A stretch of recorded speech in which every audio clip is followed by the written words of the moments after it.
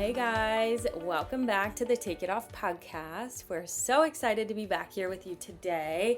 I'm Jess. And I'm Julie. And today we're going to be continuing our discussion on identity and self-discovery. And one of the things that we talked about last week, we really talked about the need to slow down at times in order to settle into who we are instead of letting like the chaos of life and all of the things we add to our schedules and the layers that we sort of cloak ourselves with, and instead of letting those things take control of our lives, we talked about this keep list. And back in 2020 when the world shut down, Julie and I used to meet to go for these like covert walks where we would very, secretly walk on opposite sides of our walking path and just, ponder about life and what we wanted out of life. And so the idea of the keep list kept coming up. And as promised, today we are resurrecting the keep list, which I personally haven't looked at again in, I guess it's been almost 4 years now. Yeah. But Julie, you have your keep list with you? I do. I'd love to share a little bit about it. And this was really fun for me because I shared last episode that I'm not a consistent journaler, but I find that when I actually slow down and take the time to journal, I appreciate it so much. And this morning when I was looking for my keep list, it was one of those moments of appreciation because I found my little pink journal and I opened it to May 10th, 2020, which happens to be my birthday. And on occasion, I'm lucky enough for my birthday to actually fall on Mother's Day, and 2020 was actually one of those years. So on May 10th of 2020, I wrote in my journal, happy birthday to me and happy Mother's Day.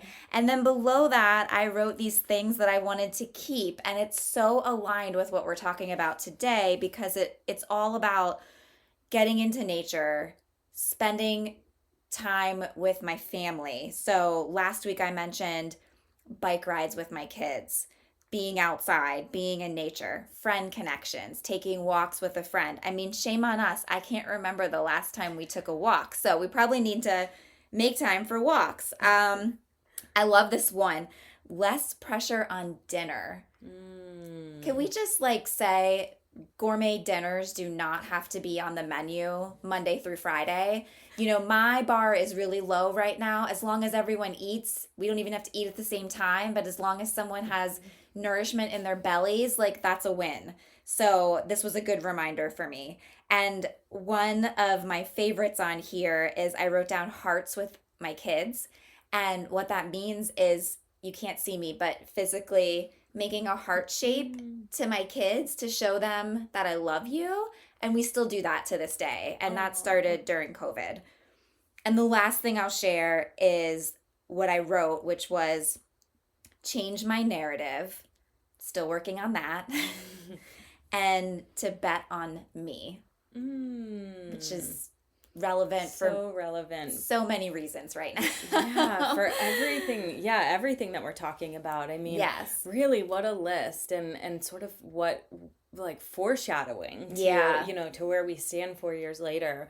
I love the idea of just taking the pressure off of dinners. I think that's something that I struggle with. I want to be one of those people that meal plans and knows that on Tuesday night I'm making tacos and Wednesday it's some sort of pasta dish, and I'm never going to be that person. And I think it's only recently that I've given myself permission to just take it off, Jess. Take it off. I'll never forget when my older daughter was in daycare, and she filled out this really great little family overview of some of her favorite things, and her favorite family recipe was chicken nuggets from the bag, when my mom makes chicken nuggets from the bag.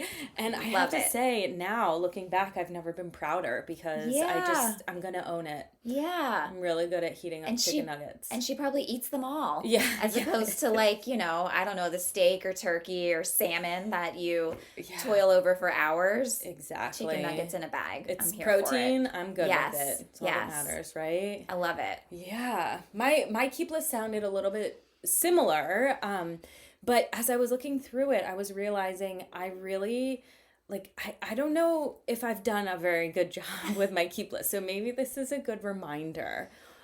My keep list was reading for pleasure. I'm a very I like soak up all of the knowledge I can. I love learning, and so my default is I love nonfiction books. And last time when you said, there's not enough hours in the day to read all the books, I feel the same way. But there are times that I have to remind myself, like, there are other books besides nonfiction. And sometimes when I find myself slipping into like my workaholic tendencies, that's when I'll pull out a fiction book, because it's just, a creative escape, and it doesn't matter to me what the book is. I love a good story, but just to kind of turn my mind off for a little bit. So I would say I've probably read one fiction book in the past like 6 months. So, and that might be generous. So I think it's time to probably pull out a fiction book. Can I help you with that? Yes. Okay. When I left Buffalo, which was 2012, I had this amazing neighbor who I'm still friends with to this day. You know who you are. And she said to me, we were having a glass of wine on our front lawn like the night before I left. And she said, could you just do me a favor and read for pleasure and stop reading all these nonfiction books? Aww. And that has stuck with me. And so it's because of her. I was the same way. Like, I would only read nonfiction, self-help, books that were going to just like help me get ahead. Like, I couldn't relax and just enjoy a book. And so I have found that historical fiction is some of my favorite books, because, and I figured this out, it's fiction, but like my learning like desire is still being fed a little bit, because for example, I've read a lot around World War II and Europe and the role that women played in the war. And so I'm learning about World War II but also getting the pleasure part too. So maybe try that. Yeah, that's actually a really, really good reminder. I think the last fiction book, you're like jogging a memory for me now. Yes. I think it was, have you read The Women? Yes, Kristen Hanna, right? And that was about Vietnam. Yeah, I had never read a book about... So, okay, that's a really good reminder for me to go back to that, because I never really put two and two together why I love historic fiction. Perhaps that's it. Okay, all right. Well, so, problem solved. What else is on your list? Okay, I also had spend more time outside in mindfulness, and I don't spend as much time outside as I'd like to, walking and enjoying the time. But I will say the time that I am spending outside is more meaningful. We have a puppy, Pickles. And as I've really been paying attention to like the peaks in my day, I know that it's like the early mornings, 4 a.m. that I'm outside with him, and I'm taking the time to just like enjoy the sounds of the forest. And I love looking at the stars at that time, and just the like low energy, sort of like the residual energy is so low. So I'm making the most out of the time while I'm not spending an hour or two outside walking a day. I'm loving those little moments. And then the last thing, this is the one that I remember being most prominent on my list when we walked, was not having a packed schedule. We went from having something every day to nothing. Yes. Yeah. And now, we have 6 out of 7 days fully scheduled every week. And so big fail. But when your kids find something that they really love, how do you not do it? Yeah. So maybe, I think what you said, like something they really love, you want to nurture that and make space for that. And maybe it's about finding the moments in that time. One small habit that I've worked in is when my kids play soccer, we're there for like 3 hours on one night a week, and I walk the perimeter of the fields, and I either like listen to a meditation or I enjoy conversation with a friend. So I'm still finding me time. I guess it's just about working in, weaving those threads of the keep list through like what's realistic for us today. Yeah. Right? Yeah. So my son plays tennis, and I have found that it's good for me because it's so fast paced that I can't be distracted by anything else. The second I pull my phone out to look at something silly, he's serving or returning a ball. And if I do that, I'll miss something. And so for at least for that, half hour for his match, I have to be fully present. Yeah, I love that. So maybe it's not about holding true to what we thought, we'd be able to do back then. And it's sort of modifying our expectations around what life is like today. Yeah. While being really intentional about working in those like ways to create space. Yeah. So last time we got together, we talked in depth about identity, and this time we thought it would be fun to go over some of our favorite self-discovery tools, the tools that we use to, better connect with our identity. And I don't know about you, but I find myself using the same tools over and over again, and every time I revisit the same tools, I learn something, new about myself, or I uncover a new way that I can build my self-confidence and just know myself a little bit deeper. What about you? How do you find yourself using self-discovery tools?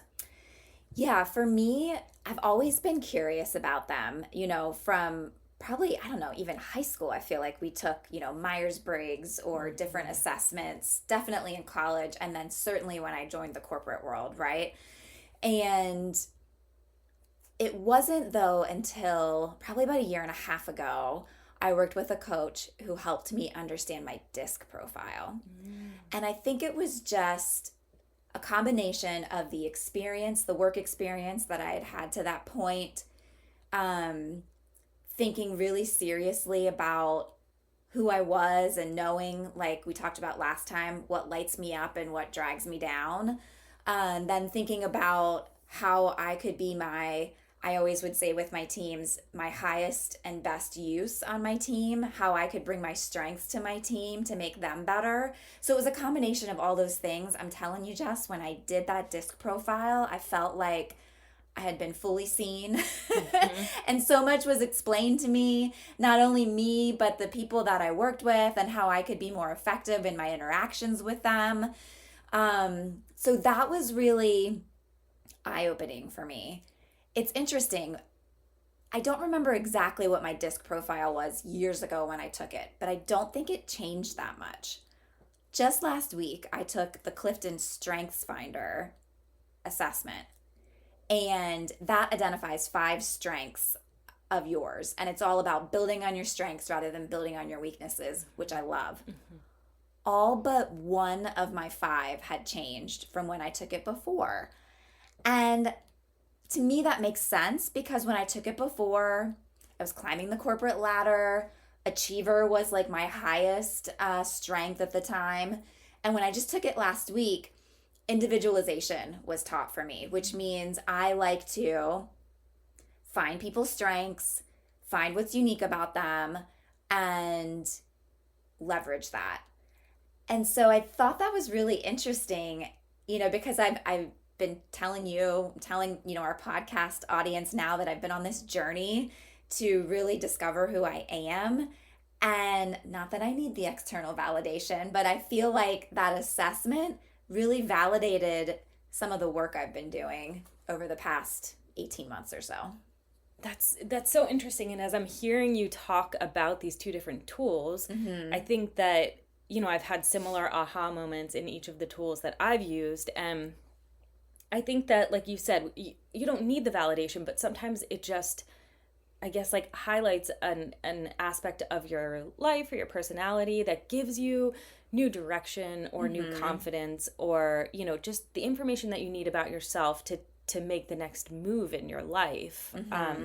I will never forget when you introduced me to the Working Genius. Yes. That's the first one that we're going to cover today. And so you introduced me to the Working Genius. I think it was like 2 or 3 years ago. It was right after I had opened the business with my mom, and like most new business owners, we were struggling with workflow and, struggling with how we would divide roles and responsibilities and who, was connecting with the work that they were doing and who wasn't connecting with that work. And I remember it just being like this enormous aha moment. I learned so much about myself in, my strengths in work, like the work that, you do on a day-to-day basis and what was filling me up and what was draining me.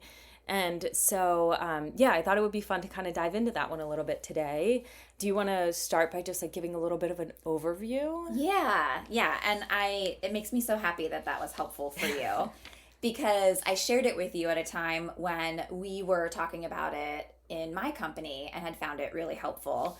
And the Working Genius is a part of the Table Group and Patrick Lencioni's work, if you're familiar with that, and we can share information about this. But it essentially takes 6 talents that everybody has and that come natural to different people in their work. And it turns out that of these 6, 2 of them are what bring you joy, energy, and passion. And that's what's called your working genius. 2 of them actually rob us of our joy and energy. And so those are called your working frustrations. And then in the middle, you've got these working competencies, which are activities that neither feed you or drain you. And you can do fairly well, but only for a limited period of time. So I'll just run down what the 6 are, and then I'll tell you what mine are, and I'd love to hear what yours are and how we've used them in our work and in our personal lives. So the first 2 are wonder and invention. And wonder is all about looking for positive change. Invention is all about idea generation and finding solutions. The next 2 are discernment and galvanizing. Discernment is looking at, once there is an idea, the merit of it, and is it really going to work, right? Galvanizing is the person who generates enthusiasm and action around that idea.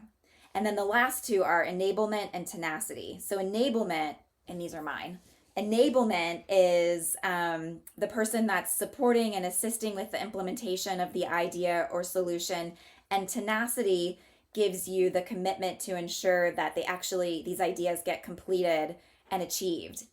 And so I'm telling you, I'm always going to remember that you called me a grounded dreamer last episode. And I think I'm a grounded dreamer because of my tenacity. Mm-hmm. What are your top 2? Man. So yeah, this was like so eye-opening to me because I feel like a lot of the work that I've always done, I'm somebody who I love to work when I have something that I'm passionate about. And I think I've always assumed that I would fall in the enablement or tenacity area because I just love to work. But, what I found is I'm actually invention and discernment. I'm an inventor discerner. So I love beginnings. I love coming up with ideas. I love coming up with unique ways to solve problems. I love the start of things. Mm-hmm. And I have a pretty natural ability to discern ideas. Usually when I come up with an idea, I have already discerned it. So I already know, if it's going to be a good idea or not. I mean, not that I live in an echo chamber of my own mind, but I take the time really and I think that's also sort of an intuitive thing. Yeah. So those are my areas of genius, and actually it turns out that I think yours are my areas of frustration. Oh, well, great. Yeah. It's a great pair. I agree. Yeah, as we shared last time, I've, spent 20 years in the insurance industry. And when we did this with my team, which was a group of insurance professionals, it's probably no surprise to anybody that we were severely lacking on the wonder and invention side. Lots of enablement, lots of tenacity, discernment even, very little wonder and invention. And as the leader of that group, that was a cue to me to say, okay, if this is something that it doesn't come naturally to us, doesn't bring us joy to do, we probably need to carve out and be intentional about making space to do it. Otherwise, it's just never going to happen. And we had really aggressive goals. And I knew that if we didn't take the time to dream and to wonder, how we were going to achieve those goals, it would be an impediment to us. And so once a quarter, I would pull the team off site and we would invent and wander.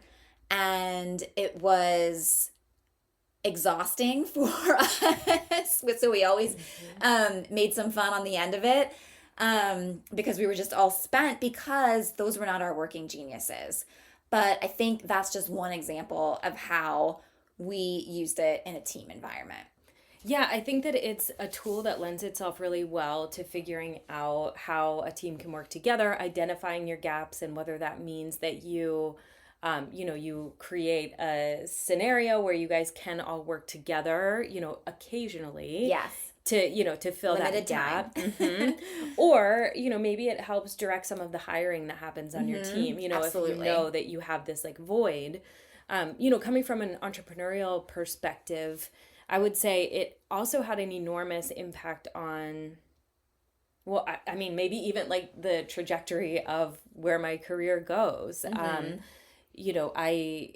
I've been starting this new business, I have been asked time and time again, why don't you start a marketing firm? Why don't you start a public relations firm? You'd be really good at, doing those things. And I really love helping people tell their stories. I love finding those little nuggets of like these like great stories and helping people grow their businesses through that.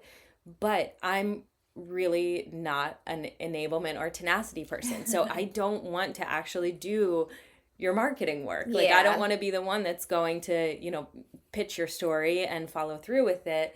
I want to be the one that helps you, understand the strategy, create a strategy for your business and empower you to do the work yourself. Yeah. So, this allows me, I know now I really love to work with entrepreneurs because especially as they start their businesses, because I really, I love beginnings. Yeah. So I think that, this tool has just been mind-blowing for me and I find new uses for it every day.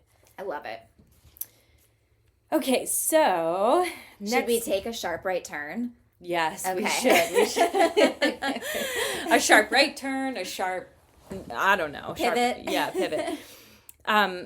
Okay, so we're moving on to my personal favorite tool, which is astrology. Yes. So we're gonna cover astrology on like a very high level because I think that a lot of people, astrology is a concept that a lot of people haven't like really like dived into, and there's so many layers and so many ways to interpret astrology. So for the purpose of our conversation today, we're going to be talking about your natal chart.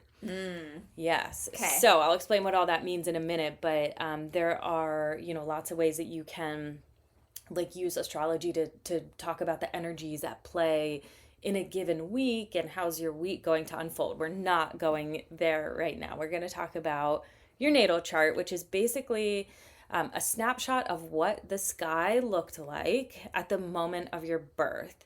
And the idea is basically like that the energies at play between the planets and the signs that they were residing in, sort of just like create a map of your soul. And they help you sort of just interpret why you do, some of the things that you do, why you react or like behave in certain ways.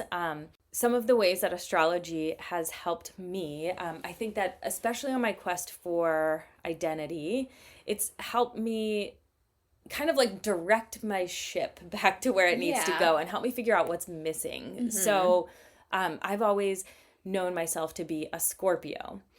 And when you identify that way, right, that's based on the month that you're born. You mentioned last time you're a Taurus. Yeah. So that's your sun sign. Okay. And so Scorpio is, it's an energy, I won't dive into all of the different like signs right now, but it's an energy that I relate to. But as I really became a student of astrology, I understood that my rising sign is perhaps more important. And my rising sign is Sagittarius. So last time when I described myself as, a wanderer or a seeker of knowledge, those are sort of the things that, really are the guiding light in my life. And so when I try to figure out what's missing and how can I show up as my truest self, I turn to my rising sign to figure out, how can I bring that sense of adventure back into my life? And, if I don't have time to travel to Asia for a month right now, like what can I do here to explore new cultures and just fulfill like that sort of like void in my life. Yeah. So, okay, Jess, I have a confession to make. Okay. I'm a Taurus. I think my daughter is a Scorpio. And the only reason I know that is because her birthday's in the same month as yours. Yes. Yeah, your daughter is a Scorpio. I couldn't tell you what my son or my husband are. Okay. And so I'm just making that disclaimer and going to go back and ask you. So my sign is based on the month that I'm born. Can you explain what rising sign is and how you determine, like how you know that you're a Sagittarius for your rising sign? Yes, yeah. So Okay. we call those our big three. Okay. So you have your sun sign. Sun sign. That's the sign that the sun was in at the moment of your birth. So if you picture the sky as a circle. Yeah. And it's then divided into 12 parts. Okay. Those are the 12 zodiac signs. Got it. And so your sun was in Taurus when you were born. I'm taking notes. Your rising sign or your ascendant is the sign that's basically like cresting the horizon at the time of your birth. So that changes every 2 hours. So when you pull your natal chart, that's why it's really important to know the actual time that you were born, because it varies dramatically, but a lot of people really connect with their natal or their ascendant the most. Okay. So your rising sign or ascendant is representative of how you project yourself to the outside world, how others see you, the first impression that you make on others. And it can also shed light on your initial reactions or responses to certain situations. Okay. So, and that in contrast to your sun sign is like your core energy, your vitality, the ego driving force in your life. Okay. And then the third sign is your moon sign. Okay. So, again, what sign was your moon in at the time of your birth? And this one represents your inner world. So your emotions, your subconscious, it influences your intuition, your memory, and how you express yourself. Okay, so going back to our conversation last week, I really had so much fun pulling your natal chart because a lot of the things that we talked about last week were just like screaming at me loud and clear when I looked at your natal chart. So your sun sign is, you're a Taurus sun. So Taurus is the bull. Taurus brings a really like stable and grounded energy. Taurus has a strong will. Taurus is methodical and also elegant, very like connected with the earth. Okay. Your fiery energy comes from your Aries moon. So Aries is the ram, and Aries is courageous, bold, willful. Aries can be like aggressive at times. Aries has a lot of like trailblazer qualities. So these are two really like almost opposing energies. Yeah. But it makes a lot of sense in why you have this like, maybe inner conflict sometimes where you have this like really like bold drive to do something, but then maybe something inside of you like tugs on you to be like, Julie, like we need you to like be stable here. We really like when things are just sort of, stable. Okay. And then your rising sign is Cancer. So Cancer is all about emotions, family, intuition, and feeling things deeply. So you have three really like, dynamic energies at play, right? You have the like deep emotional side. You have Aries, like really bold, like confident side. Okay. With the Taurus, like grounded and like stable energy. Yeah. So I'm going to give you, I guess, a little bit more information about what each of those, your big three, means like specifically. Okay. So this is fascinating. And I mean, this is like, we'll just touch on the surface today. Okay. Maybe we'll revisit this because each of the planets like brings a different like flavor to your chart. So while we're so far only talking about your big three, you have Mercury, which is how you communicate with people. That lives in a sign. And how does that energy, play in? And Mars is how you take action, and Venus is how you love. And so all of the planets have, like, they tell a story into, how your life unfolds. So with your Taurus sun, Taurus is stable and practical. You approach life with a steady and reliable demeanor. You value security. So we're talking at this point just about each of these things, like in an isolated silo, right? We'll talk a little bit about how the energies play into each other. Okay. But if we're just talking about your Taurus sun, we're talking about how you value emotional and financial security. You value beauty, comfort, and like the finer things in life. So you have an eye for, maybe aesthetics and good quality. My husband would agree with that. You can just tell him, it's not my fault. It's my Taurus. It's my Taurus. Yep. See? It's good for so many things here. And when you set your mind to something, you rarely give up. So, yes. Does that feel like it fits? It resonates, absolutely. Yeah. And it correlates to what we were just talking about with the working genius and my tenacity, right? Yeah. Your steadiness and your ability to sort of just like see things through to the end. Yes. Yeah. Okay, Cancer rising brings you emotional depth. So this would mean that you're very in tune with your feelings and the feelings of others. Sometimes you could come across as like guarded or moody when you're having like a challenging Cancer moment. And your Aries moon. So when I first saw that you were an Aries moon, I was like, oh wow, like that, because Aries really is like the boldest, most, courageous one of the zodiac. It's there's like just this like charge within an Aries. And so an Aries moon can be, a very almost like dramatic and moody placement, but your Taurus balances that. And the Cancer, I mean, the emotions, it kind of keeps your emotional range in check, I guess. So Aries moon would mean that you're quick to act on your feelings. You're unafraid to take the lead, especially when it comes to matters of the heart. You value spontaneity and emotional honesty. So because of the combination of the three that you have, where each of those are the separate energies, as you would combine them, it would mean that you're probably more measured in your actions and your emotions because the bold Aries moon is sort of tempered by that Taurus sun.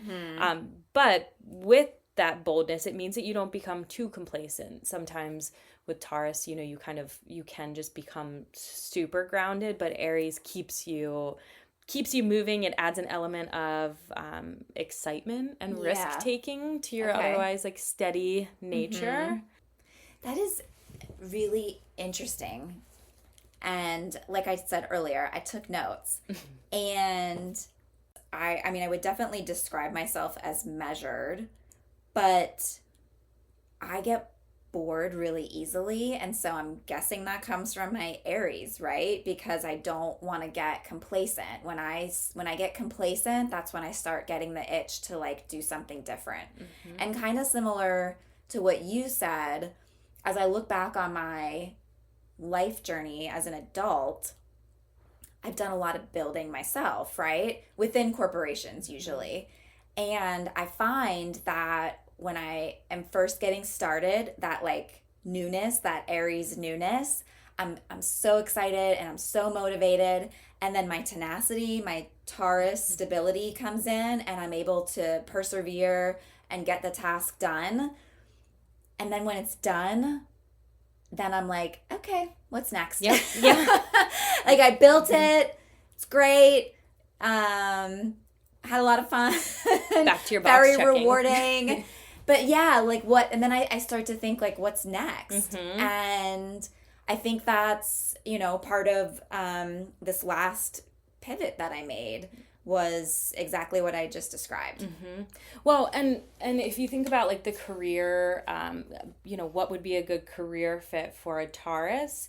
A really great career fit for somebody who had just a ton of Taurus energy would be something incredibly stable. You would not be an entrepreneur. Yes. And you probably wouldn't have made this most recent pivot if you didn't have that Aries complement, because that gives you that like boldness to start something new and to trailblaze. But you do have that like part of you that maybe it does feel like inner conflict sometimes, or maybe sometimes they just work together really well. But, you always have this like grounded part of you that says like, wait a minute, we still need that like level of stability here. Yeah.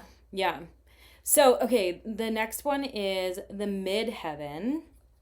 Your midheaven is your 10th house.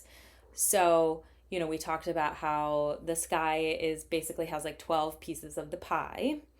And the 10th piece of the pie represents your career and your public image. So we call that your midheaven. Mm-hmm. And your 10th house in astrology is in Aries. You have a ton of Aries and Taurus energy in your chart. So yeah, if you ever do feel these like really like sort of opposing energies sometimes, like that's why it's written in your stars. So okay, you basically, when you have Aries as your midheaven, it says that you're really driven, ambitious, you're passionate about your career and your public image, but you're still grounded. So, you might not take risks at the same rate that maybe somebody who didn't have as much Taurus in their chart would. So, you have that drive to create something new, but you're really just like smart about it. Mm-hmm. Thoughtful about it, if we nod back to your last our last week's conversation too, where it's not a shyness. It is it's you're measured and you're thoughtful, and you take the time to really think things through before you take action.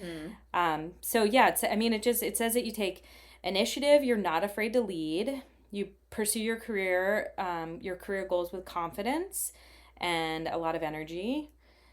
You would excel in a role that has a lot of leadership qualities, a lot of like innovative qualities. You pioneer new ideas. Mm-hmm. So all of that feels like very in line with the pivot that you've made. Mm-hmm. You're really driven to make a mark on the world. Yes, you're you prefer to be your own boss. And yeah. Okay, can I just stop you for a second? Okay, so much here, Jess. Mm-hmm.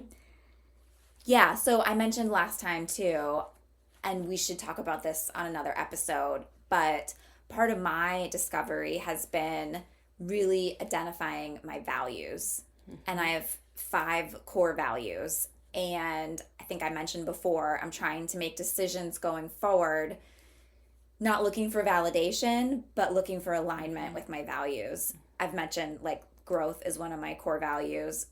Making a difference is one of my core values, which is what you just said, mm-hmm. making a mark on the world. Mm-hmm. So like bingo, right? Yep. Yep. The other thing you just said was that what did you say? I have to be my own boss. Yeah. That you really like to be. Yeah. That isn't a truth bomb. Like, I don't know what it is. And I have a story on that for another day. Mm-hmm. But yeah. And then the last thing was, we talked before also about just sitting in this messy middle for a while, mm-hmm. and like feeling out what you want the next chapter to look at, and sometimes chapter to look like rather. And sometimes when you're sitting there, you feel these like opposing forces. But I'm going to start saying that those opposing forces are just written in the stars, mm-hmm, for me, because mm-hmm. I like mm-hmm. that better than the messy middle. Yeah, really, you do. You kind of have to just let those, especially because you do have such like opposing energies. Yeah. Like, you really do probably need to sit in that middle area and just like figure out how they land in a way that like works together, that stays in alignment with like who you are and your values, right? Because it's really interesting. And so the other thing, if you ask either of my siblings this, they will tell you I'm the oldest, and my mom will tell you Julie was just like the book. She came exactly on her due date, which, as moms now, I don't know anybody who had their baby on their due date, but I came on my due date at a very normal time in the morning, right? And you're welcome, Mom. Yeah, and it's just, yeah, exactly. You're welcome, Mom. But it's interesting because isn't it crazy how, or not crazy, but just interesting that had I been born a day later, this would be different for me. Even an hour later, yeah, really. An hour later, yeah. Yeah, it said that where astronomy is, an outward look at, it's a study of the universe. Astrology is an inward look at your inner universe. Yeah. So, there's so many more layers that we could dive into, and we will another time. Okay. That was, I think we talked about, like, just your big three and your midheaven. And then there's things like the North Node, which is your purpose in life. And all of the other planets that I talked about. So we'll dive into all of that another time. So I want to hear about your big three, and maybe not on the podcast, but now I want to do natal charts for my whole family. Yeah.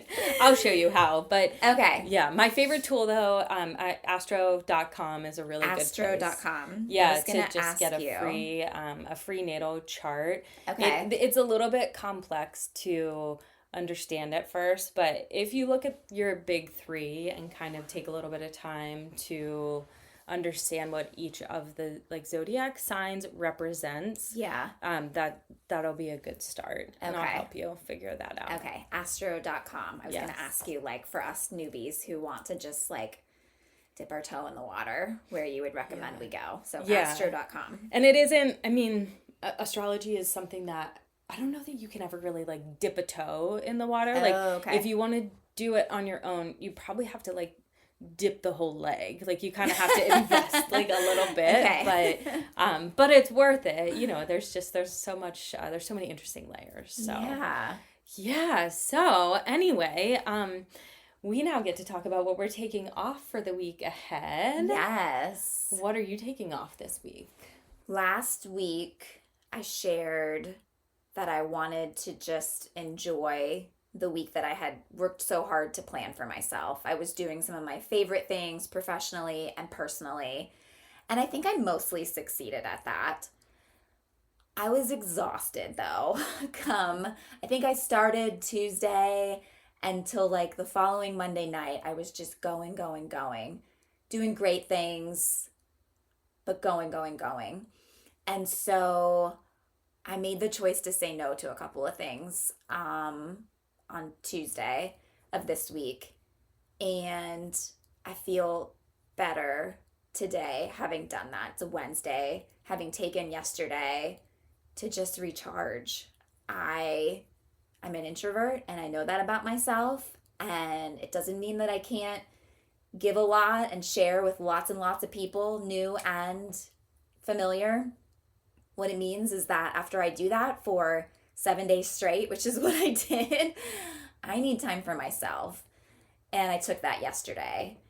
And I'm going to remember how I feel today the next time I need to say no to something.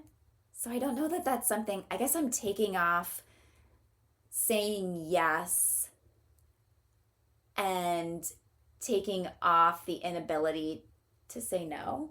And the expectation that when you're building a business that you have to be highly productive and creating something new every day, and that sometimes the answer really is just this is what my body and my mind need to do my best work tomorrow. I think, and I just want to add on to that because I'm so glad that you said that. What I have found in the few months since I've started on this entrepreneurial journey is that I'm really enjoying the work that I'm doing. And when I get up at 5 a.m. and start doing it, and I'm still doing it at 8 o'clock at night, it doesn't feel like work to me, but I have to remind myself that it is.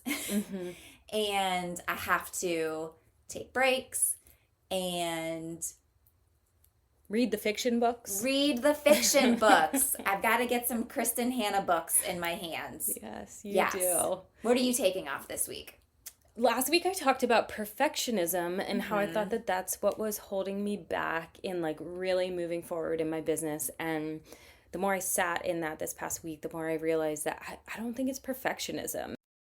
So I was pulling tarot cards last night, and a theme that kept coming up was trusting myself and moving past self-doubt. And so I actually don't think that it was ever perfectionism that I was really struggling with, maybe to an extent, but I think it just comes down to trusting myself and trusting that I have everything that I need within me. And so I'm taking off self-doubt this week and knowing that what I've built is amazing, and what I just want to help people. And if I let that be my driving force, I think that everything will be fine. Yes. I love it. Yeah. We were all put on this earth to do something special, and you have uncovered your special, and the world needs it.